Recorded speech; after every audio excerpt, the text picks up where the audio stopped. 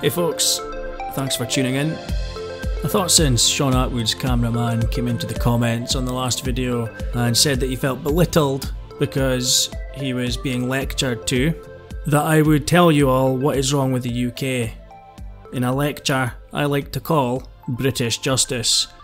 Joking aside of course, but I was browsing around the other day and I came across a couple of cases which got me slightly annoyed, let's just put it like that.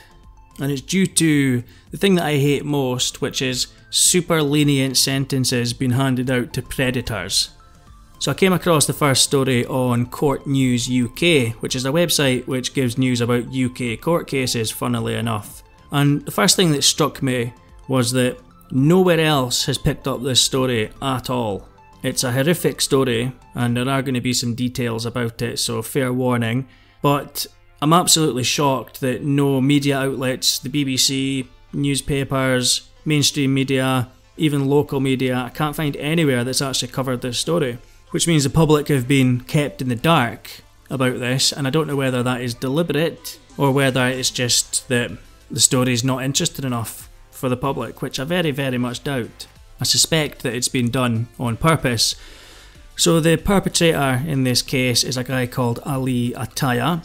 There's no images of him, unfortunately, but this guy recently slit the throat of a 6-year-old after googling how to kill with a knife. So you can't get more premeditated than that, and it certainly appears that this story should have gained national coverage and had the face of the perpetrator all over the news, along with his name, but for some reason they have decided that their column inches are too precious for this kind of story. And a 6-year-old having her throat slit doesn't make the grade. But yes, Ali Ataya is the name of the guy.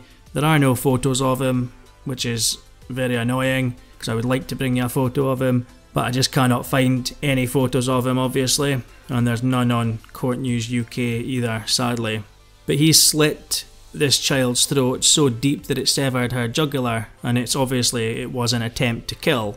He cut off her air supply and then stabbed himself in an attempt to kill himself in what can only be described as an act of savagery and cowardice, the likes I've never heard of in my life. The guy is clearly psychopathic to the highest degree, yet the mainstream media is not interested in getting his face and his name out there.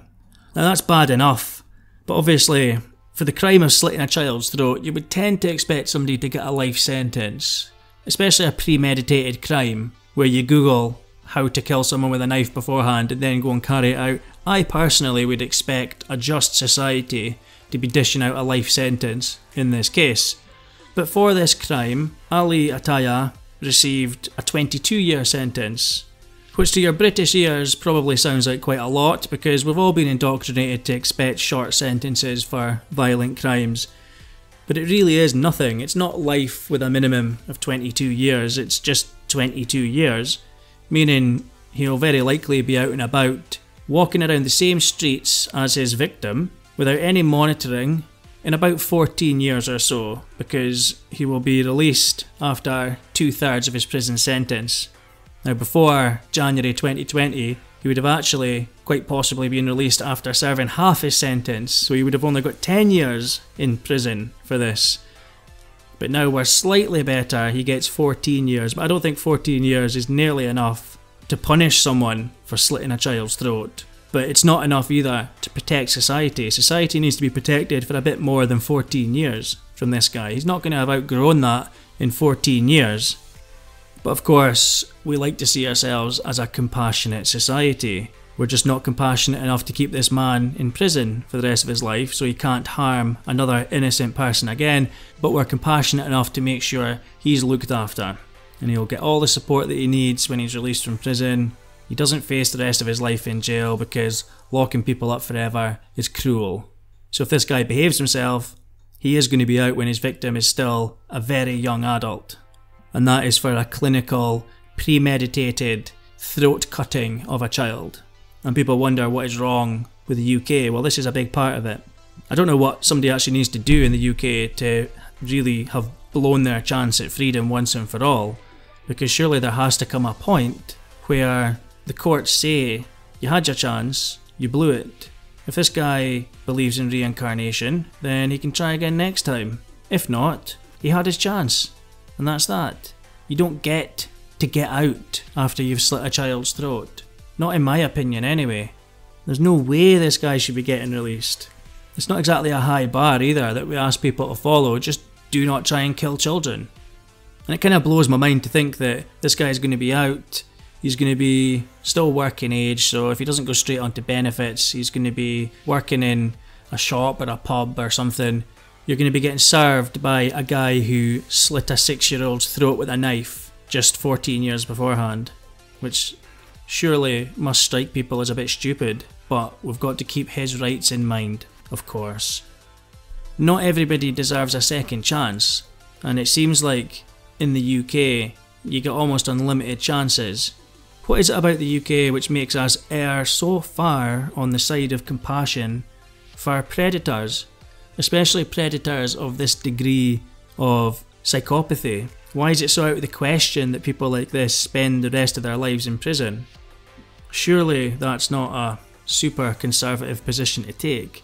Obviously the good news in this story is that the 6-year-old child managed to survive, and that is due to the brilliant work of the doctors and surgeons, who are basically miracle workers in my opinion, to have seen this and kept their composure in order to follow all the right steps to save the child's life. And if anyone deserves an honour from the government, it's those doctors and surgeons who probably deal with things like this way more than we realise. Almost certainly, in fact, if stories like this aren't even getting published. But at least now you know the guy's name and you've heard the details of the case. His name is Ali Ataya. He is a monster, and he may well move into your neighbourhood one day. He might move in next door to you or a family member one day, so just remember that name. Now there was another case which recently happened as well, and this one was actually publicised. It was about this guy who took his wife's car, drove around looking for a victim, then he lured an innocent, unsuspecting teenager off the street with an offer of a lift, which unfortunately she took. And then he raped her in the car after threatening to kill her if she did not comply with his instructions, which is obviously going to have scarred her for life. Now we're lucky that we get to see a picture of this guy, if you can call it lucky, because the media did actually cover this, but once again it's his sentence that's a problem, and this is scandalous. So this guy got life in prison, wonderful. What's to complain about there then? Well, it's the UK, isn't it? This guy's life sentence for attacking a teenage girl that he lured off the street has a minimum mandatory tariff of 7 years. 7 years for a life sentence. Let that sink in, that is reality. And the worst part of this is that this guy was already on lifelong licence conditions for rape. So he was not even allowed to drive. He had lifelong licence conditions forbidding him to drive because he raped a prostitute some years ago. Yet he's breaching his licence conditions, he's raping again, and his life sentence that he gets has a minimum mandatory portion of 7 years. Which is ridiculous. I don't think you need me to tell you that. It's another person that should obviously be locked in prison for the rest of his pathetic life. But he will be out and about, back with his wife no doubt. That rhymes. In 7 years, as long as he acts remorseful in front of the parole board, as long as he says he understands the impact that his actions have had on the victim, and as long as he looks like he really means it. It's like when you're a kid and your parents used to say to you, say sorry, and then they would say it like you mean it. That is actually training for when you find yourself in front of a parole board in the UK. Just say sorry, say it like you mean it, sorted. And once again, this guy is going to be getting released back onto the same streets as his victim, who will still be a young woman at that point. Because she was 18 at the time of the attack, she'll be 25 by the time this guy is released onto the same streets that she lives in. So she's either going to be forced to move, or she's going to have to accept the fact that this guy, who clearly cannot stop himself raping people regardless of lifelong restrictions, is going to be released back onto the streets. Wonderful. I'm not sure why a court thinks that an opportunistic predator who attacked a stranger once, who then did it again, another time won't just do it again. And of course he gets license conditions as well because it's a life sentence, but didn't do anything before. So how many chances does someone get? That's what I want to know. How many times can somebody just keep breaching their license conditions, keep committing crimes, or commit extremely serious and savage crimes? How many times does somebody just get to keep doing that?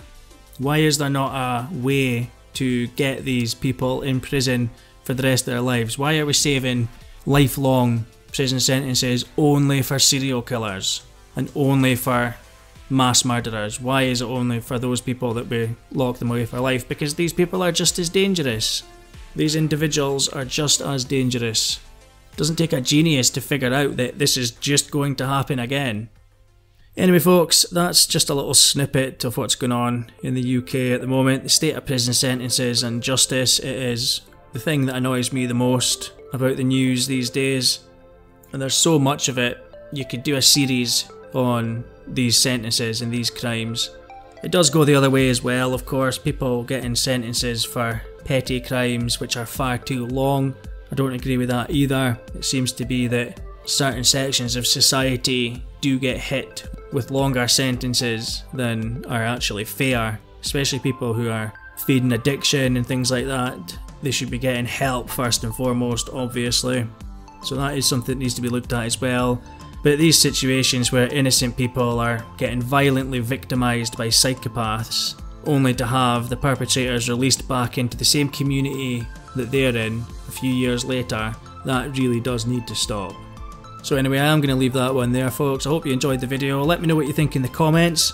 Remember, I am on Odyssey as well, so you can go and subscribe to me over on Odyssey just in case this channel gets kicked off the internet or anything like that.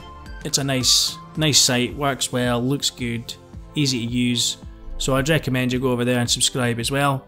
But I will leave that one there folks. Remember to like the video, subscribe if you're not subscribed already, and I will catch you next time. Cheers folks.